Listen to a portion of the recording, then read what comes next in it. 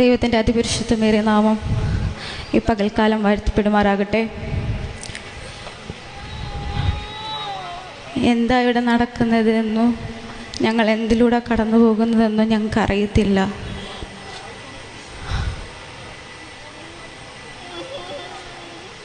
ഞാൻ ഇപ്രകാരം നിൽക്കുമെന്ന് എനിക്കറിയത്തില്ലായിരുന്നു. എൻ്റെ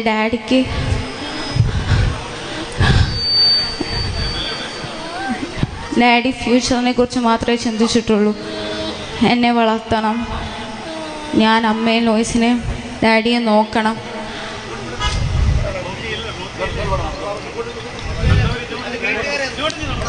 എൻ്റെ ഡാഡി പ്രത്യാശയോടെ കടന്നു പോയിരിക്കുന്നേ, പ്രത്യാശയോടെ. ഞങ്ങളെ വിളിച്ചില്ല, ഡാഡി വിളിച്ച് പ്രാർത്ഥിച്ചു.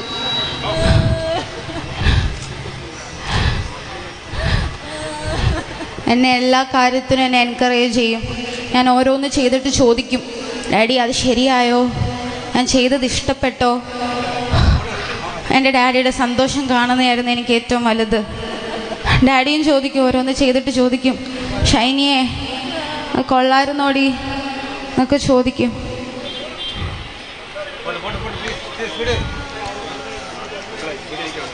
എന്നെ നല്ല രീതിയിൽ വളർത്തി, എന്നെ എൻ്റെ അനിയത്തിയെ നല്ല രീതിയിൽ, എൻ്റെ മമ്മിയെ നല്ല രീതിയിൽ പോറ്റി.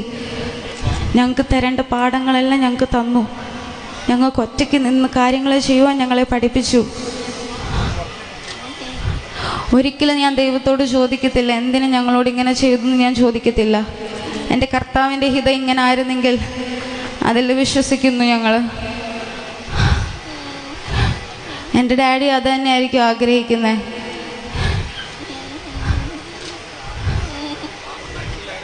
ജീവിച്ച് കൊതി തീർന്നിട്ടില്ലെന്നുള്ളത് സത്യമാണ്, കണ്ട് കൊതി തീർന്നിട്ടുള്ളതും സത്യമാണ്, കേട്ട് കൊതി തീർന്നിട്ടില്ലെന്നുള്ളത് സത്യമാണ്.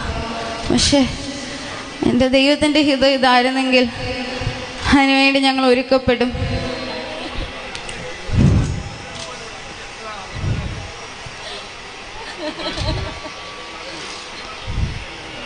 ഡാഡി പറയും, നീയും അമ്മയെ പോലെ ഭയങ്കര ഭീരുവാ, നീ സ്ട്രോങ് അല്ല, കണ്ടോ ഞാൻ നിൽക്കുന്ന കണ്ടോ.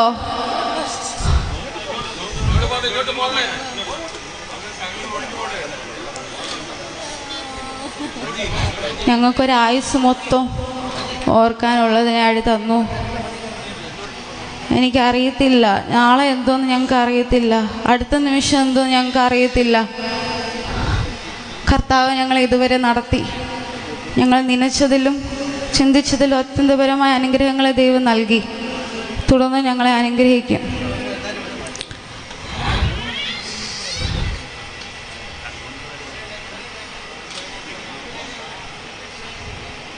ഞങ്ങൾക്ക് വേണ്ടി പ്രാർത്ഥിക്കുന്ന എല്ലാവർക്കും നന്ദി അറിയിക്കുന്നു.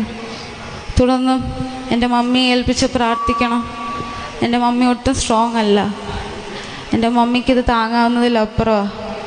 എൻ്റെ മമ്മിയെ ഏൽപ്പിച്ച് പ്രാർത്ഥിക്കണം.